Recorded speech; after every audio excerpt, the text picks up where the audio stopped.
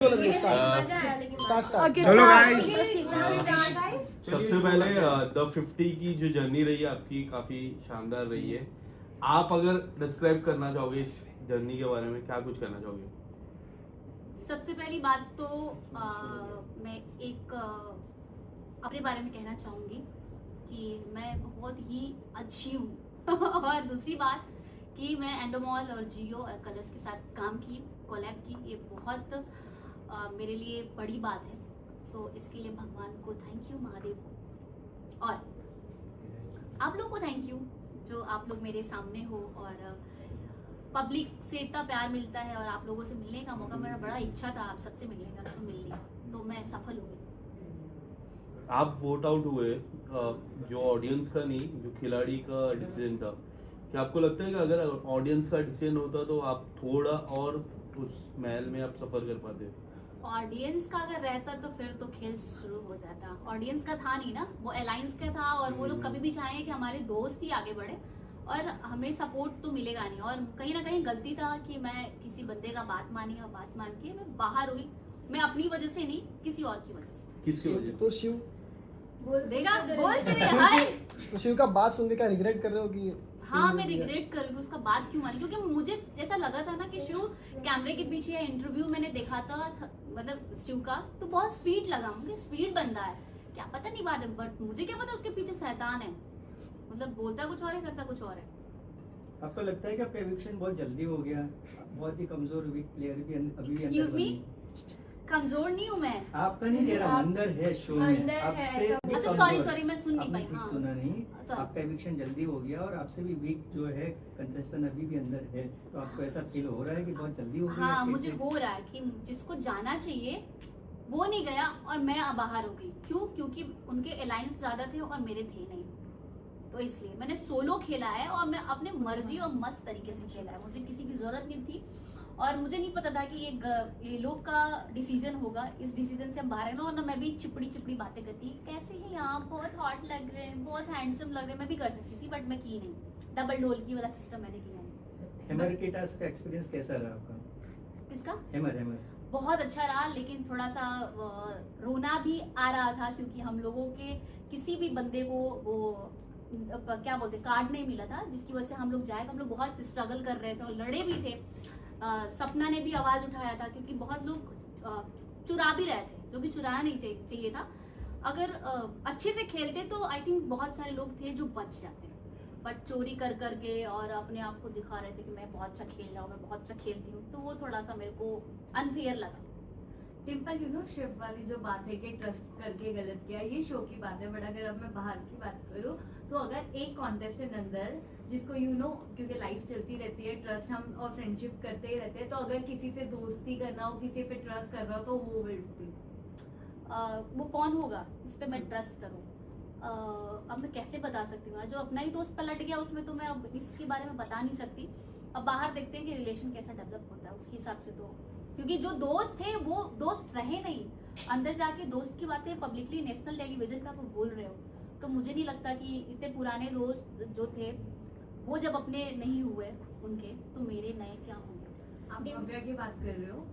अरे बाप रे बाप, एग्जैक्टली राइट, उसी की बात करूंगी मैं, क्योंकि दिव्या की दोस्त थी, तो दिव्या की दोस्त थी और उसका ट्रस्ट तोड़ दिया उसने।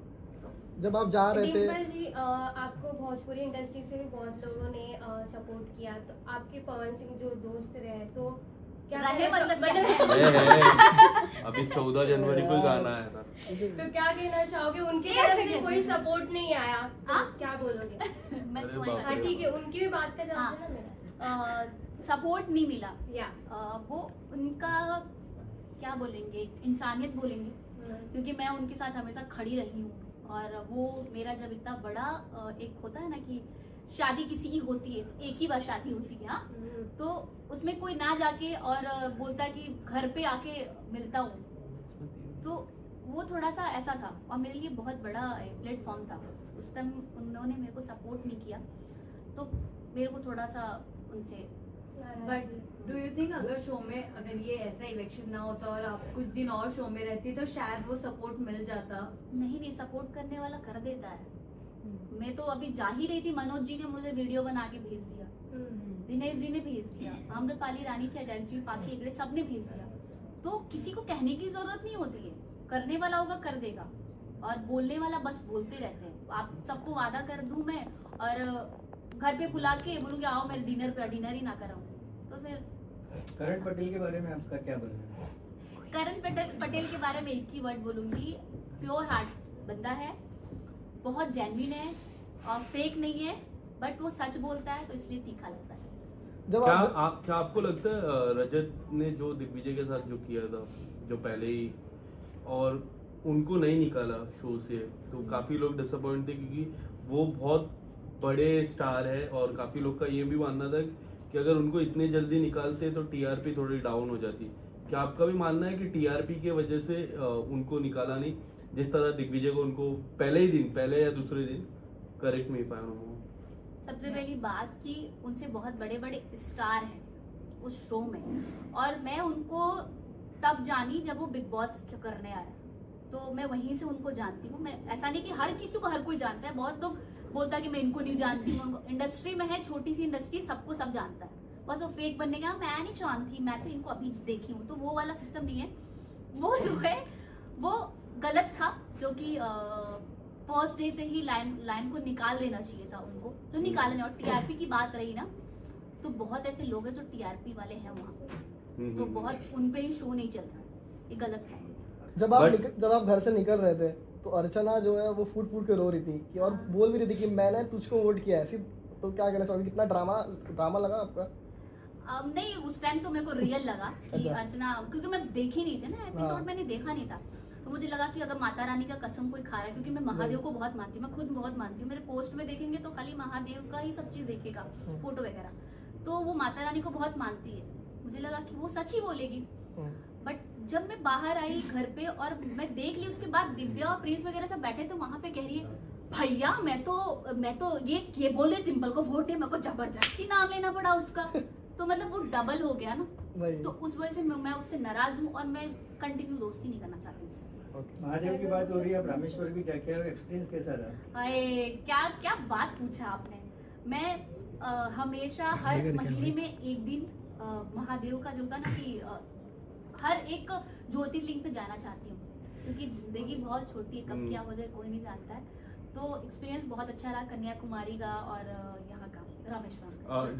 डिम्पल, जो मैं फिर से मेरा कंटिन्यू करता हूँ, जो रजत और वो था, तब करण ने एक बात बोली थी कि अगर ऐसा नहीं होता तो आई एम नॉट प्लेइंग, मैं गेम नहीं खेलूंगा, उसके बाद भी वो गेम कंटिन्यू करे।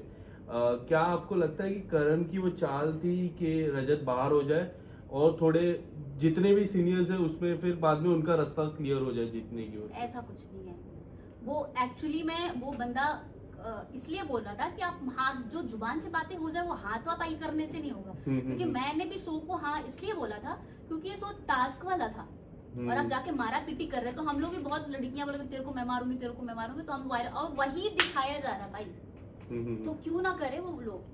तो करण का जो भी था जेन्युइन था, और अर्चित का मुझे थोड़ा सा अनफेयर लगा क्योंकि वो बस धक्का ही मारा था, मारा नहीं था।